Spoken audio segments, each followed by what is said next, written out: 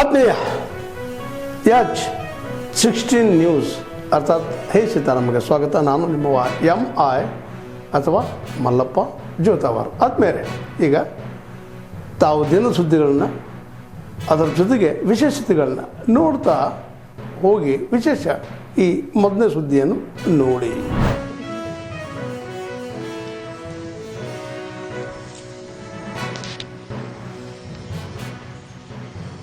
ಬರುವ ಶನಿವಾರ ಹಾಗೂ ಭಾನುವಾರದಂದು 25ನೇ ತಾರೀಕು ಹಾಗೂ 26ನೇ ತಾರೀಕು ಜುಲೈ ರಾಜ್ಯದಲ್ಲಿ SIR ನಡೀತಾ ಇದೆ. ಈ ನಿಟ್ಟಿನಲ್ಲಿ ಭಾರತೀಯ ಜನತಾ ಪಾರ್ಟಿ SIR ಮಹಾಸಂಪರ್ಕ ಅಭಿಯಾನವನ್ನ ನಾವು ಹಮ್ಮಿಕೊಂಡಿದ್ದೇವೆ. ಜುಲೈ 25 ಮತ್ತು 26ರಂದು ರಾಜ್ಯದ ಎಲ್ಲ ವಿಧಾನಸಭಾ ಕ್ಷೇತ್ರಗಳಲ್ಲಿ ನಮ್ಮ ಭಾಜಪದ ಎಲ್ಲ ಸಂಸದರು, ಶಾಸಕರು, ವಿಧಾನ ಪರಿಷತ್ ಸದಸ್ಯರು ಮತ್ತೆ ಇಂದಿನ ನಮ್ಮ ಚುನಾಯಿತ ಪ್ರತಿನಿಧಿಗಳು ಎಲ್ಲ ಕಾರ್ಯಕರ್ತರ ನೇತೃತ್ವದಲ್ಲಿ ಈ 2 ದಿನಗಳ ಕಾಲ ಸುಮಾರು 1 ಕೋಟಿ ಮನೆಗಳನ್ನ ನಾವು ತಲುಪಬೇಕು. ನಮ್ಮ ಪಕ್ಷದ ಮುಖಂಡರ ನೇತೃತ್ವದಲ್ಲಿ ಮನೆ ಮನೆಗೆ ಭೇಟಿಯನ್ನು ನೀಡಿ ಎನ್ಯುಮರೇಷನ್ ಫಾರ್ಮ್ ಬಗ್ಗೆ ಜಾಗೃತಿಯನ್ನು ಮೂಡಿಸುವಂಥದ್ದು, ಆ ವಿಚಾರದಲ್ಲಿ ಏನಾದರೂ ಸಮಸ್ಯೆಗಳಿದ್ರೆ ಅದನ್ನು ಪರಿಹಾರ ನೀಡುವಂಥದ್ದು, ಒಟ್ಟಾರೆಯಾಗಿ SIR ಬಹಳ ಯಶಸ್ವಿಯಾಗಿ ಆಗಬೇಕು.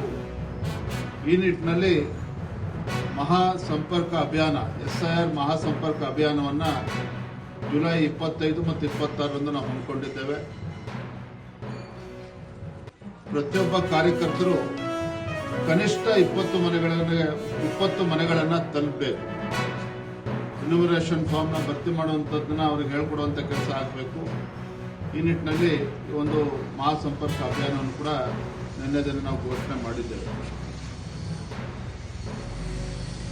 ರಾಜ್ಯದಲ್ಲಿ ಭೀಕರ ಬರಗಾಲವನ್ನ ಎದುರು ನೋಡ್ತಾ ಇದ್ದೇವೆ. ಒಂದು ಕಡೆ ಮಾನ್ಯ ಮುಖ್ಯಮಂತ್ರಿಗಳು, ರಾಜ್ಯ ಸರ್ಕಾರ ಕೇವಲ ಬೆಂಗಳೂರಿನಲ್ಲಿ ವಿಧಾನಸೌಧದಲ್ಲಿ ಕೂತ್ಕೊಂಡು ಸಭೆಯನ್ನ ಮಾಡಿ ವಿಡಿಯೋ ಕಾನ್ಫರೆನ್ಸ್ ಮುಖೇನ ಸಭೆಯನ್ನ ಮಾಡಿರೋದು ಬಿಟ್ರೆ ಯಾವುದೇ ಒಬ್ಬ ಸಚಿವರು ರಾಜ್ಯ ಪ್ರವಾಸವನ್ನು ಮಾಡ್ತಾ ಇಲ್ಲ, ಜಿಲ್ಲೆಗಳಿಗೆ ಭೇಟಿಯನ್ನು ನೀಡ್ತಾ ಇಲ್ಲ, ತಾಲೂಕುಗಳ ಭೇಟಿಯನ್ನು ನೀಡ್ತಾ ಇಲ್ಲ. ರೈತರ ಸಮಸ್ಯೆ ಬಗ್ಗೆ, ರೈತರ ಸಂಕಷ್ಟಕ್ಕೆ ಸ್ಪಂದನೆ ಮಾಡುವಂತ ಕೆಲಸವೂ ಕೂಡ ರಾಜ್ಯ ಸರ್ಕಾರದ ಕಡೆಯಿಂದ ಆಗ್ತಾ ಇಲ್ಲ. ಈಗಾಗಲೇ ಮಾನ್ಯ ಮುಖ್ಯಮಂತ್ರಿಗಳು ಎಲ್ಲ ಹಿರಿಯ ನಾಯಕರ ತಂಡವನ್ನು ಕಟ್ಟಿಕೊಂಡು ದೆಹಲಿಗೆ ಪ್ರಯಾಣವನ್ನು ಕೂಡ ಬೆಳೆಸುತ್ತಾರೆ. ರೈತರು ಇಷ್ಟೊಂದು ಸಂಕಷ್ಟದಲ್ಲಿದ್ದಾರೆ. ಮುಖ್ಯಮಂತ್ರಿಗಳು ಕೇವಲ ಪ್ರಧಾನಮಂತ್ರಿಗಳಿಗೆ ಪತ್ರವನ್ನ ಬರೆದು ರಾಜ್ಯ ಸರ್ಕಾರದ ಜವಾಬ್ದಾರಿನೇ ಇಲ್ಲ ಅನ್ನೋ ರೀತಿಯಲ್ಲಿ ವರ್ತನೆ ಮಾಡ್ತಾ ಇದ್ದಾರೆ. ಇದು ಖಂಡಿತ ಸರಿಯಲ್ಲ. ನಾನು ಮಾನ್ಯ ಮುಖ್ಯಮಂತ್ರಿಗಳಿಗೆ ಆಗ್ರಹ ಪಡಿಸ್ತೇನೆ, ರಿಯಲ್ ಎಸ್ಟೇಟ್ ಬಗ್ಗೆ ಎಷ್ಟು ಆಸಕ್ತಿಯನ್ನ ರಾಜ್ಯದ ಮುಖ್ಯಮಂತ್ರಿ DK ಶಿವಕುಮಾರ್ ಅವರಿಗೆ ತಲೆ ಕೆಡಿಸಿಕೊಂಡಿದ್ದೀರಿ. ರೈತರ ಬಗ್ಗೆನೂ ಕೂಡ ಕಾಳಜಿಯನ್ನ ತೋರಬೇಕು, ರೈತರ ಸಂಕಷ್ಟಕ್ಕೆ ಸ್ಪಂದನೆಯನ್ನ ಮಾಡಬೇಕು.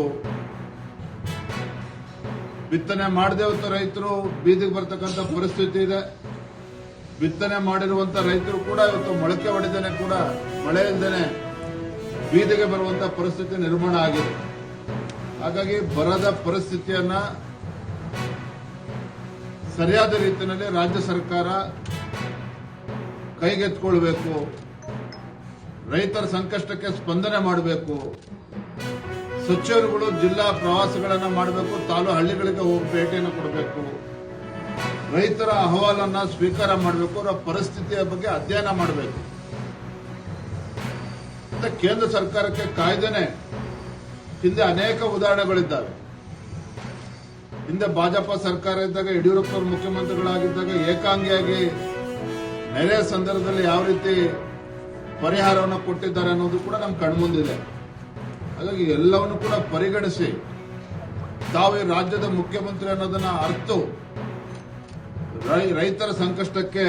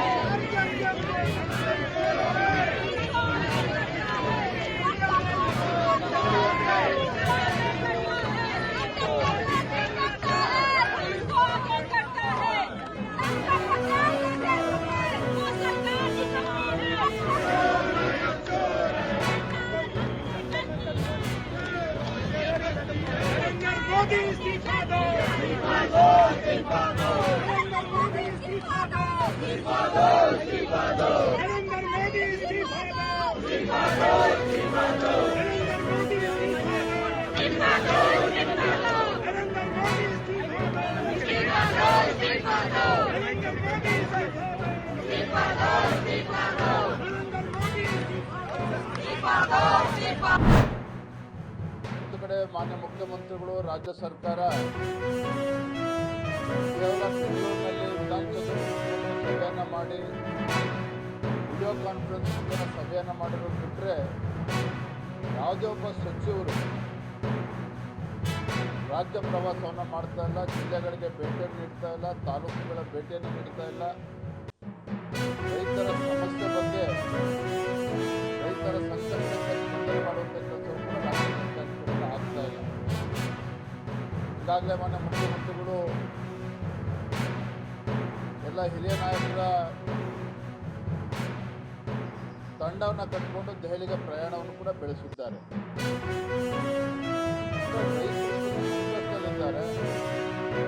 ಮುಖ್ಯಮಂತ್ರಿಗಳು ಕೇವಲ ಪ್ರಧಾನಮಂತ್ರಿಗಳಿಗೆ ಪತ್ರವನ್ನು ಬರೆದು ರಾಜ್ಯ ಸರ್ಕಾರದ ಜವಾಬ್ದಾರಿನೇ ಇಲ್ಲ ಅನ್ನೋ ರೀತಿಯಲ್ಲಿ ವರ್ತನೆಯನ್ನು ಮಾಡ್ತಾ ಇದ್ದಾರೆ. ಇದು ಖಂಡಿತ ಸರಿಯಲ್ಲ. ನಾನು ಮಾನ್ಯ ಮುಖ್ಯಮಂತ್ರಿಗಳಿಗೆ ಆಗ್ರಹ ಪಡಿಸ್ತೇನೆ, ರಿಯಲ್ ಎಸ್ಟೇಟ್ ಬಗ್ಗೆ ಎಷ್ಟು ಆಸಕ್ತಿಯನ್ನು ರಾಜ್ಯದ ಮುಖ್ಯಮಂತ್ರಿ ಡಿ ಕೆ ಶಿವಕುಮಾರ್ ಅವರನ್ನು ತಲೆಕೆಡಿಸಿಕೊಂಡಿದ್ದೀನಿ. ರೈತರ ಬಗ್ಗೆನೂ ಕೂಡ ಕಾಳಜಿಯನ್ನು ತೋರಬೇಕು, ರೈತರ ಸಂಕಷ್ಟಕ್ಕೆ ಸ್ಪಂದನೆಯನ್ನು ಮಾಡಬೇಕು. ಬಿತ್ತನೆ ಮಾಡಿದಂಥ ರೈತರು ಬೀದಿಗೆ ಬರ್ತಕ್ಕಂಥ ಪರಿಸ್ಥಿತಿ ಇದೆ. ಬಿತ್ತನೆ ಮಾಡಿರುವಂಥ ರೈತರು ಕೂಡ ಇವತ್ತು ಮೊಳಕೆ ಹೊಡೆದೇನೆ ಕೂಡ ಮಳೆ ಇಲ್ಲದೇನೆ ಬೀದಿಗೆ ಬರುವಂಥ ಪರಿಸ್ಥಿತಿ ನಿರ್ಮಾಣ ಆಗಿದೆ. ಹಾಗಾಗಿ ಬರದ ಪರಿಸ್ಥಿತಿಯನ್ನು ಸರಿಯಾದ ರೀತಿಯಲ್ಲಿ ರಾಜ್ಯ ಸರ್ಕಾರ ಕೈಗೆತ್ತಿಕೊಳ್ಬೇಕು, ರೈತರ ಸಂಕಷ್ಟಕ್ಕೆ ಸ್ಪಂದನೆ ಮಾಡಬೇಕು, ಸಚಿವರುಗಳು ಜಿಲ್ಲಾ ಪ್ರವಾಸಗಳನ್ನು ಮಾಡಬೇಕು, ಹಳ್ಳಿಗಳಿಗೆ ಹೋಗಿ ಭೇಟಿಯನ್ನು ಕೊಡಬೇಕು, ರೈತರ ಅಹವಾಲನ್ನು ಸ್ವೀಕಾರ ಮಾಡಬೇಕು, ಅವರ ಪರಿಸ್ಥಿತಿಯ ಬಗ್ಗೆ ಅಧ್ಯಯನ ಮಾಡಬೇಕು. ಕೇಂದ್ರ ಸರ್ಕಾರಕ್ಕೆ ಕಾಯ್ದೆನೆ ಹಿಂದೆ ಅನೇಕ ಉದಾಹರಣೆಗಳಿದ್ದಾವೆ. ಹಿಂದೆ ಭಾಜಪ ಸರ್ಕಾರ ಇದ್ದಾಗ ಯಡಿಯೂರಪ್ಪ ಮುಖ್ಯಮಂತ್ರಿಗಳಾಗಿದ್ದಾಗ ಏಕಾಂಗಿಯಾಗಿ ನೆರೆ ಸಂದರ್ಭದಲ್ಲಿ ಯಾವ ರೀತಿ ಪರಿಹಾರವನ್ನು ಕೊಟ್ಟಿದ್ದಾರೆ ಅನ್ನೋದು ಕೂಡ ನಮ್ಮ ಕಣ್ಮುಂದಿದೆ. ಹಾಗಾಗಿ ಎಲ್ಲವನ್ನು ಕೂಡ ಪರಿಗಣಿಸಿ ತಾವು ರಾಜ್ಯದ ಮುಖ್ಯಮಂತ್ರಿ ಅನ್ನೋದನ್ನು ಅರ್ತು ರೈತರ ಸಂಕಷ್ಟಕ್ಕೆ ಸ್ಪಂದನೆ ಮಾಡಬೇಕು ಅನ್ನೋದನ್ನು ಆಗ್ರಹವನ್ನು ಕೂಡ ನಾನು ಈ ಸಂದರ್ಭದಲ್ಲಿ ನಾನು ಮಾಡ್ತಾ ಇದ್ದೆ. ತಾವೆಲ್ಲ ಇಲ್ಲಿವರೆಗೆ ಸುದ್ದಿಗಳನ್ನು ನೋಡಿದಿರಿ, ಜೊತೆಗೆ ವಿಶೇಷ ಘಟನೆಗಳನ್ನು ಸಹ ನೋಡಿದಿರಿ. ಅದು ನಿಮಗೇನು ಅನ್ನಿಸ್ತು? ನಿಮಗೆ ಲೈಕ್ ಮಾಡಿರಿ, ಶೇರ್ ಮಾಡಿರಿ, ಕಾಮೆಂಟ್ ಮಾಡಿರಿ, ಜೊತೆಗೆ ಸಬ್ಸ್ಕ್ರೈಬ್ ನಿಲ್ಲಿಸ್ಬೇಡ್ರಿ. H16 ನ್ಯೂಸ್ ಅರ್ಥಾತ್ ಈ ಸಿದ್ದರಾಮಯ್ಯ ಸತ್ಯದ ಕೈಗನ್ನಡಿ ವಂದನೆಗಳು.